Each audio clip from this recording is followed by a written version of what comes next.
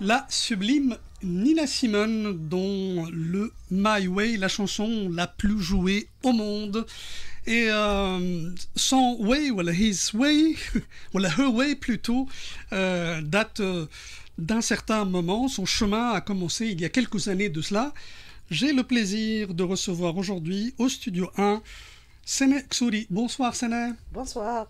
Ça fait un bon bout de temps déjà. Hein. 6 ans déjà. 6 ans, oui. Je me rappelle que comme si c'était hier, le passage de Sene, alors qu'elle venait de commencer son projet. Et puis, moi, je suis très content aussi parce qu'il y a mon fils, Selim, puisque mon fils s'appelle Selim également. Voilà, mon deuxième fils, ou mon troisième fils, puisque j'en ai deux déjà, Selim Mbarek. Bonsoir, Selim. Bonsoir. Merci d'être avec nous. De rien, c'est un honneur d'être ici. Vraiment, merci beaucoup pour l'invitation. C'est nous qui vous remercions d'avoir accepté cette invitation. Sene, alors, une petite présentation de Graines d'entrepreneurs, ce projet qui a démarré il y a déjà plus de 6 ans, c'est ça? Fin 2018. C'est ça, voilà, oui. Plus de 6 ans. Oui. L'idée, comment elle est née, jusqu'à ce qu'elle soit concrétisée et qu'elle donne lieu à cette belle aventure de Graines d'entrepreneurs. Donc, face à un monde qui change, qui évolue, la technologie aussi, et un système éducatif que j'estime n'est pas en capacité de s'adapter rapidement avec tous ces changements. Je valide donc, ton estimation. Alors j'ai décidé, après avec l'équipe qui m'a soutenue tout au long de ces années, de créer des programmes destinés aux enfants âgés entre 8 et 16 ans pour développer leur potentiel créatif, leurs idées, de leur dire tout est possible, de se focaliser aussi sur des compétences transversales qui vont leur servir toute la vie. Donc, et ces compétences-là tournent autour de l'entrepreneuriat. Savoir travailler en équipe, savoir convaincre, passer d'une idée à un prototype, savoir vendre, savoir négocier, savoir gérer son temps, gérer ses émotions. Toutes ces compétences sont importantes et malheureusement, à l'école, ce n'est pas toute l'école qui peuvent enseigner ce genre de compétences. Voilà. C'est ça. Alors, pourquoi avez-vous choisi de commencer par l'âge de 8 ans? Est-ce que ceux qui sont d'un âge inférieur éventuellement ne seraient pas vraiment la véritable cible de cette graine d'entrepreneur? En fait, avant 8 ans, on apprend à peine à lire, à écrire, à faire l'addition. Donc, c'est des connaissances importantes pour passer et suivre notre programme. C'est-à-dire parce qu'on leur parle d'argent, on leur parle d'écrire la présentation de leur projet, faire leur pitch. Tout ça, il faut un minimum, il faut savoir lire et écrire, faire déjà des 2 ou 3 ans, simples, disons, d'exercice. Voilà, à l'école. Donc, et après, nous, on prend... notre mission, c'est d'enseigner ces compétences-là et il faut avoir un minimum de savoir d'aptitude, disons. D'aptitude, voilà. Voilà. Et alors, qu'est-ce qui s'est passé depuis cette date-là? Je suis témoin de quelques passages et de quelques interventions. Oui. Quel bilan peut-être, je n'aime pas tellement le terme bilan, mais disons, quelles ont été les réalisations principales? Comment avez-vous progressé au fur et à mesure dans le temps avec cette expérience qui est quasiment inédite? Oui, alors beaucoup de choses sont passées quand je regarde ces années qui sont passées très très vite. On a fait évoluer, enrichi notre programme. On ne fait plus que l'entrepreneuriat, mais pendant les vacances, il y a plein de programmes. Ça oui, je me rappelle qu'il y avait des programmes pour les vacances. Oui. Donc en programmation, intelligence artificielle, pour découvrir certains métiers comme l'architecture, le stylisme. Donc plein de modules ont été créés en pensant aux enfants. Quand on est en contact avec eux, on comprend leurs besoins, comment ils veulent recevoir l'information, le savoir. Donc, on a en fait, ils vous renseignent un peu sur ce que vous devez faire. C'est un apprentissage continu. C'est eux qui nous donnent leurs avis ça, et on évolue avec ça. Il y a aussi, on a fait des colonies de vacances, on a fait des activités dans les régions comme à Siliena, à Kef, Oui. à Beja. Nous avons des graines là-bas maintenant qui avancent et qui évoluent. Nous avons créé une émission télévisée qui s'appelle Oui, Ahmed j'allais vous en Redoua parler. D'ailleurs, sur Nesma j'en ai vu TV. pas mal. J'ai vu également Célim.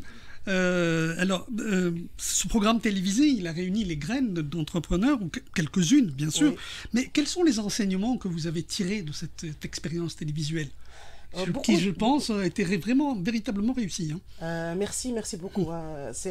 On a appris beaucoup de choses. On a appris que les enfants, ils sont exceptionnels et qu'ils gèrent bien Oui, mais leur stress. ils n'ont qu'ils rien à présentent envier bien. aux adultes, hein. D'ailleurs, Ah oui, ils s'expriment même mieux que les adultes. Oui, c'est des projets innovants qui méritent qu'on s'occupe de ces D'être projets-là exposés.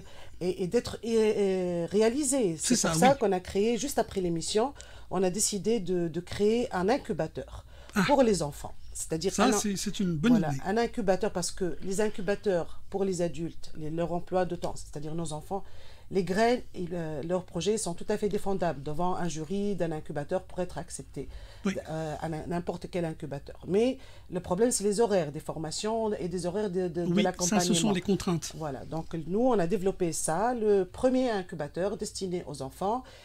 Il y a 16 graines dans cette cohorte cette année et on a accompagné les graines pour passer de leur prototype qu'ils ont exposé pendant l'émission Oui, vers un MVP qui est le Minimum Valuable Product, c'est-à-dire le produit qu'on pourrait tester avec les fonctionnalités essentielles qu'on pourrait tester sur le marché. Et on va bientôt clôturer ce programme. ça, c'est une excellente idée. En tout cas, une idée, on apporte une autre. Bon, peut-être qu'il est temps vraiment d'écouter un peu Célim, hein. Ah oui. Alors, pour ceux qui ne vous connaissent pas, Célim, qui est Célim?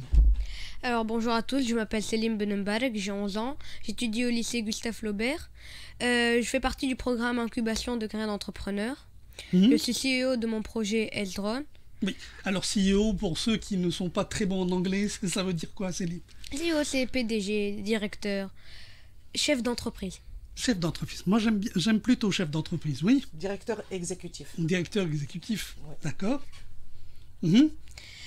Euh, Et alors, moi, je voudrais aller un peu dans l'histoire. Comment est né cet amour, cette envie pour faire quelque chose, pour créer quelque chose, pour produire quelque chose? je vais être franc avec vous, à la base, il n'y avait pas d'envie, je connaissais pas grains d'entrepreneur. Parce qu'un jour, ma maman, elle était en train de scroller sur Facebook, Oui. trouver une vidéo de grains d'entrepreneur. Et elle m'a dit, on essaye. Je lui ai dit, pourquoi pas, si tu veux. Premier jour, on a fait des petites activités, ça m'a plu. Deuxième jour, c'était vraiment le déclic. On a commencé à entrer sur l'entrepreneuriat et j'ai adoré. Alors, donc il y a un côté accidentel, si on peut dire. Oui. Mais c'est bien, ce genre d'accident est assez intéressant. Et puis, qu'est-ce qui s'est passé ensuite? Ensuite, il y a eu ma première année à Graines d'entrepreneur, où j'ai développé mon projet. J'avais quel âge, pardon, Célim? Si j'ai fait 3 ans, j'avais 8-9 ans à ce moment-là. D'accord. Donc, on avait commencé à essayer de comprendre notre projet, est-ce qu'il est viable ou pas. J'avais participé à une édition de Rieda. J'ai participé à un Oui. panel, expérience incroyable d'ailleurs. Mhm. Et deuxième année, du coup, on continue sur la même lancée. Mhm. On participe à la Houlée de Rodois. Houlée de Rodois, Oui, c'était l'émission. Mhm. faut que je revienne parce que ça paraît peu 3 ans, mais il faut quand même revenir dans la mémoire, la vérité. Ah bon, ça paraît loin dans le temps, hein. Ça paraît loin dans le temps.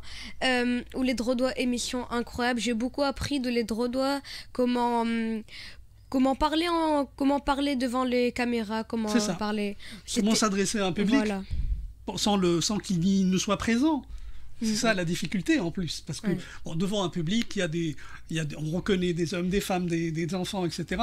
Mais On ne sait même pas qui va lorsqu'on- nous regarder. Voilà, lorsque nous sommes, c'est un peu aussi comme au studio, Ouais, aussi. radio, mais bon, mais les gens sont en train de nous regarder. Hein. Il y a une caméra en face de toi. Et alors après cette expérience, donc là vous avez présenté votre projet, c'est ça? Je présente mon projet. Là, oui, bien, Ah, vous allez le d'accord, il a présenter, bien sûr, Il mais a gagné le Oui. prix. c'est lui Oui. qui a gagné le prix. Oui. Tout à fait. Et alors, il consiste en quoi ce projet, Céline? Alors mon projet, c'est une entreprise de prestation de services tunisienne qui utilise un drone couplé avec de l'intelligence artificielle et un couplé avec le logiciel d'intelligence artificielle et des capteurs, Oui.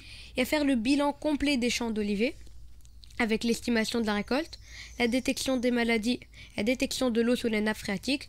Et ça, c'est très important pour l'oléiculteur parce que ça lui permet de comprendre son champ, ça permet de réduire l'utilisation d'intrants comme les pesticides, Les engrais, l'eau Mhm. aussi. l'eau, bien sûr. Et ça fait beaucoup d'économies quand on sait... en Tunisie, on a beaucoup de champs d'oliviers. Et Oui, c'est un pays qui est connu Et par, c'est- cette magnifique plante qui est l'olivier, ou arbre, qui est l'olivier, oui. Mais après, est-ce qu'on peut dire qu'on l'utilise un peu mal parce qu'on utilise encore toujours l'agriculture traditionnelle et on a beaucoup d'imprévus qui arrivent dans l'agriculture. Oui, parce que, évidemment, on est un peu limité par le fait que on attend la pluie, s'il y a Oui, de voilà. la pluie, et puis aussi s'il n'y a jamais des maladies qui rattrapent ou qui vont dans les arbres, etc. Et là, je pense que votre drone est capable de détecter hein, Les maladies, les maladies. il peut estimer la Ouais. récolte et Oui. peut détecter l'eau sous les nappes phréatiques. Tout ça, c'est grâce à une caméra multispectrale. Oui, alors, si vous, comme ça, si vous la présentez pour ceux qui nous écoutent, malheureusement, enfin, il faudrait qu'ils regardent Ouais. le podcast. Allez-y, mais de toute façon, peut-être que on pourra voir un peu comment ça se passe. Alors à l'avant du drone, on a la caméra. Bon, c'est pas une caméra multispectrale parce que on fait des tests. On s'est dit qu'on allait commencer par la détection des maladies qui ne nécessitent pas de caméra multispectrale. Oui, Après, ici, on a les 4 moteurs, le contrôleur de vol. Alors, une carte Raspberry qui va... En fait, carte Raspberry, elle va commander tous les autres appareils qui ne sont pas reliés au contrôleur de vol. oui. Là, le drone, il peut voler. Mhm. Il est en capacité de voler. Là, c'est le GPS. C'est la pièce qui sort un peu du lot. C'est le GPS, elle est assez haute. Oui. Et voilà. Je vais pas entrer dans les détails. Je pense qu'on Non. prendrait beaucoup de temps. Mais c'est déjà pas mal. Hein. Ben, l'essentiel, c'est que... alors, là, maintenant, il faut agir sur une étape. Quelle est la prochaine étape, Céline? Alors là, on est en train de constituer le MVP, Minimum Valuable Product. Mhm. On C'est-à-dire- vient de parler, Oui. Sana. Ce que vient de dire Sané.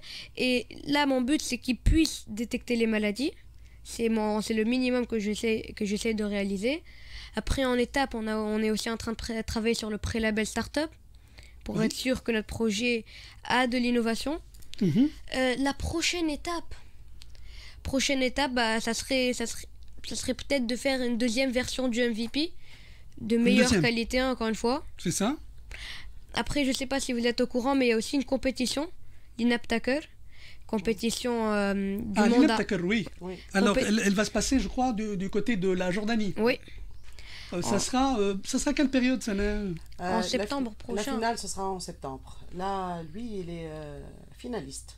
Ah, Oui, très avec trois autres Grecs. alors bonne chance. Écoute, merci.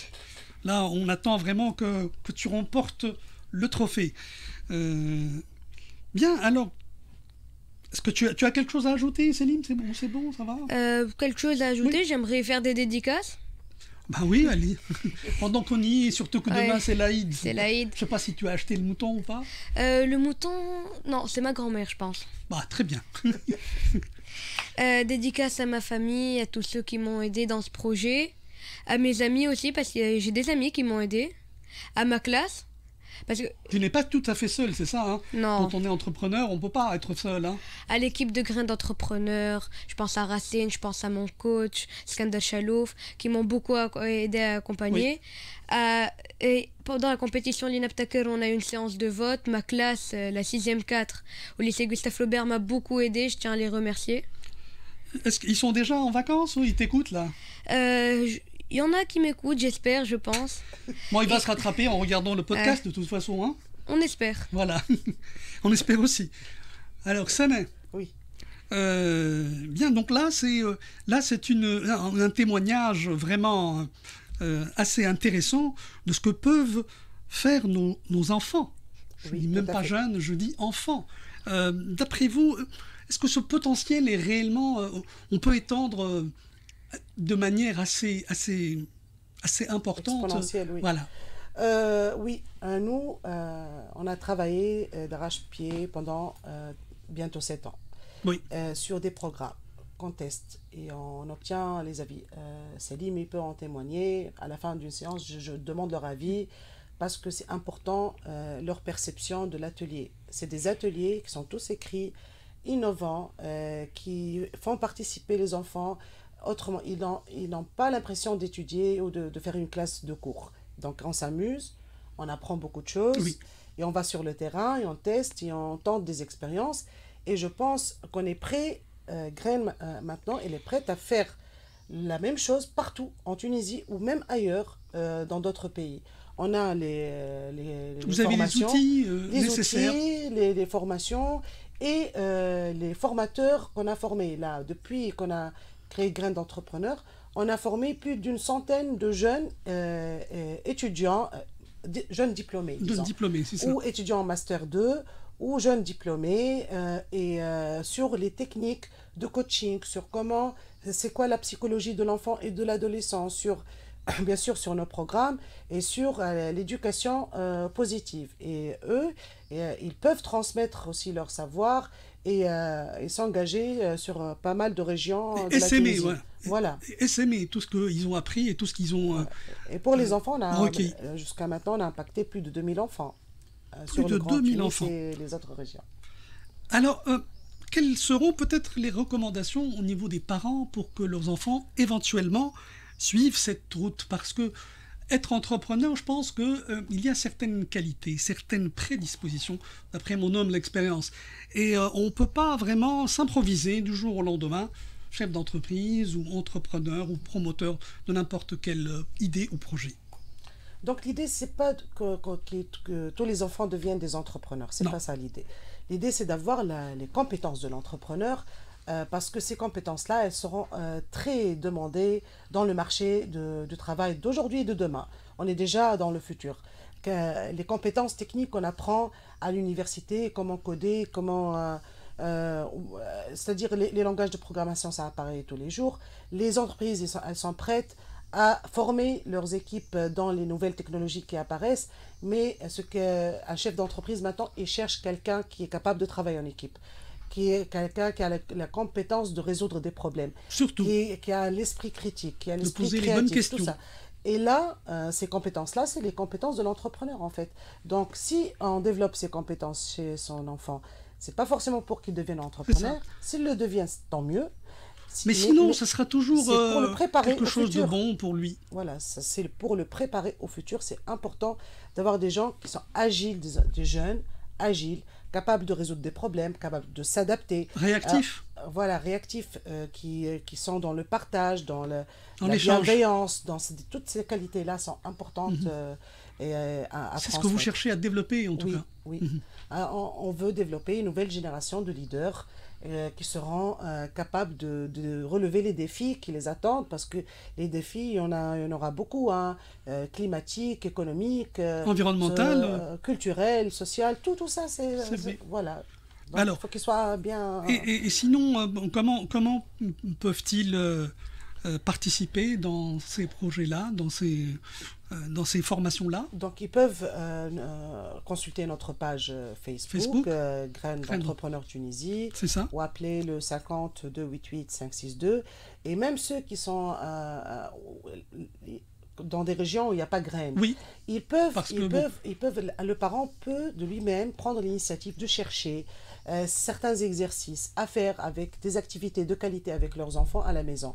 Ils peuvent jouer au Monopoly, par exemple. Ils peuvent réfléchir et faire un petit brainstorming. faire du Scrabble aussi. Donc, c'est des activités qu'on peut faire avec nos enfants. Faire une cagnotte, apprendre à économiser et créer un petit truc. Un petit pécule. Voilà. Tout ça, c'est des activités qu'on peut faire, même si on ne peut pas bénéficier de nos programmes, en attendant qu'on développe des choses qu'on peut consulter en ligne. Et est-ce qu'il n'aurait pas eu une interaction ou une collaboration de la part du public, Sana? Donc, le public, c'est-à-dire les parents... Parce que là, pour s'installer dans les régions, etc., oui. Ah oui, pour les régions, je pense que l'éducation, ça coûte cher. C'est-à-dire, c'est ça. S'implanter dans une région, sur le Grand Tunis, les parents peuvent, certains parents, pas tous, peuvent s'offrir nos programmes. Dans les régions, ils priorisent parfois d'autres choses. Les cours particuliers, par exemple. Donc, qui coûtent d'ailleurs excessivement cher. Qui coûtent plus cher, voilà, peut-être, que la formation. Plus cher que la formation graine. Mais les priorités là-bas, c'est ça. Leur budget, c'est pour les cours particuliers, par exemple. Quand c'est gratuit, il y a des gens qui ont adhéré. Donc, on a eu un financement voilà, c'est ça. de obtenir des Expertise financements, France. par exemple. On a obtenu un financement de Expertise France pour financer nos activités à Kef et Béja. Et je pense que, franchement, le parent, il a beaucoup de dépenses, il a beaucoup de frais pour éduquer ses enfants. Oui, avec un pouvoir d'achat dans d'autres pays, assez il limité. bénéficie de beaucoup d'aides. L'État, quand un enfant va faire du tennis, du sport, oui, du théâtre... parce qu'en fait, c'est un investissement qui va donner ses fruits dans le futur. Et je pense que là, il faut qu'on trouve des financements ou des entreprises ou des organisations pour aller ouvrir Donc c'est un appel, disons, aux principaux décideurs pour que réellement ils s'allient avec ce genre de projets. On peut même faire des clubs dans les écoles, c'est-à-dire on peut former des enseignants dans des collèges, par exemple, et on peut les former et on commence par des petits clubs une fois par semaine avec un programme. Tout est écrit chez Graines d'Entrepreneurs, les programmes, les formations de formateurs. On est prêt pour aller partout en Tunisie. Très bien. Alors voilà, un appel aux décideurs et Sana est disposée à vous donner les bonnes informations. Peut-être un mot de la fin, Céline? Je voudrais peut-être encourager les enfants qui ont mon âge, peut-être plus grands, peut-être plus petits, à réaliser leurs rêves, leurs passions, même si ça a l'air compliqué. Si on aime vraiment ce qu'on fait, on peut tous le faire. Si on se donne à cœur, on peut tous le faire. Il y en a qui me diront non, mais j'ai mes études, non, mais j'ai le travail. On peut tous le faire. Croyez en vos rêves et puis c'est tout. Ça marchera. Je suis tout à fait d'accord avec toi, Céline. Bravo. Sana, le mot de la fin avec vous, peut-être. Donc, je tiens à vous remercier pour cette invitation. Ça nous a fait revivre pas mal de moments. Ah oui. Et je suis toujours heureuse de venir ici à RTCI. Je dis aux parents, investissez. C'est le meilleur investissement. C'est vos enfants. Il n'y a pas plus beau investissement. Oui, surtout, ça n'est que nous avons un gros problème d'emploi de jeunes, particulièrement. Et ce qui fait que l'idée qu'on avait avant, un diplôme égale un emploi, c'est fini. Malheureusement, là, c'est fini. Voilà, il faudrait trouver des solutions, des alternatives. Et c'est grâce à ce genre de formation, d'accumulation de connaissances, de partage, d'échanges, etc., qu'on peut, disons, trouver des alternatives à la situation actuelle et future. Oui, et je suis tout à fait d'accord. Et nous avons des enfants de 11 ans qui ont créé des drones, qui ont créé des robots, qui ont osé créer des choses. Donc, tout est possible. Moi, je vois que tout est possible. Il faut investir dans ces jeunes. J'ai oublié quelque chose. Peut-être c'était les difficultés que vous avez trouvées. Les difficultés, Céline, que vous avez trouvées. Les difficultés que j'ai trouvées déjà... Bon, le drone est, on va dire, interdit en Tunisie. Donc il faut recevoir certaines autorisations de Oui, l'État. il faut avoir une autorisation. Et moi, ce qui m'a souvent agacé, on va dire, c'est que les gens sont encore dans l'idée, il est jeune, il comprend pas. Il est jeune, il comprend pas. C'est-à-dire, j'ai beaucoup de gens et je l'ai compris rapidement. Beaucoup de gens m'ont dit, ouais, bravo, c'est incroyable, si tu veux, tiens, ma carte visite, waouh. Ils ne m'ont jamais recontacté, jamais. Jamais, hein. J'en Ça ai eu reste plein. toujours au niveau des promesses dans le vide, vent, voilà. dans le vide. Mais je suis tout à fait d'accord avec toi. C'est vrai que cette maturité n'est pas une question d'âge. C'est pas du tout une question d'âge. On peut être jeune et brillant, on peut être adulte et malheureusement ignorant. Mais là, évidemment, il faut encourager ce genre de promesses. Oui. Et Tenir une parole, c'est promesse, important. Tenir parole, c'est-à-dire, je pense que là, les gens de plus en plus ne tiennent pas parole, ne viennent plus à l'heure, ne respectent pas les rendez-vous. C'est des valeurs importantes. Et voilà. Si vous avez promis à quelqu'un de le contacter, la moindre des choses, c'est écoutez, oui, nous nous sommes rencontrés tel jour, Céline, nous nous sommes rencontrés tel jour, et puis voilà, je vous appelle éventuellement. Avez-vous besoin de quelque chose? Ouais. C'est tout. Je crois que c'est aussi simple que ça. Mais bon, voilà. Retour aux valeurs, Séné, je suis tout à fait d'accord avec vous. C'est vrai que ça manque beaucoup à nos institutions, à nos citoyens. Mais bon, espérons, soyons positifs. Demain, en fait, l'Aïd, Ouais. on va manger beaucoup de moutons. Faut pas manger beaucoup de viande, hein. C'est pas, Ouais. c'est pas toujours bon C'est pour une occasion d'être en famille. C'est surtout ça. C'est un moment d'échange. C'est un moment de convivialité. de joie, hein. Convivialité, oui. De convivialité. Voilà, c'est le maître mot. Eh bien, écoute, je te remercie beaucoup, Céline, encore une fois. Merci beaucoup, Ça a été, merci à vous. Vraiment un plaisir. Et là, je n'étais pas surpris parce que déjà, je vous ai regardé et je vous dis bravo. Bravo aux parents aussi qu'il faudrait remercier pour l'abnégation, pour la patience, pour l'accompagnement, le soutien.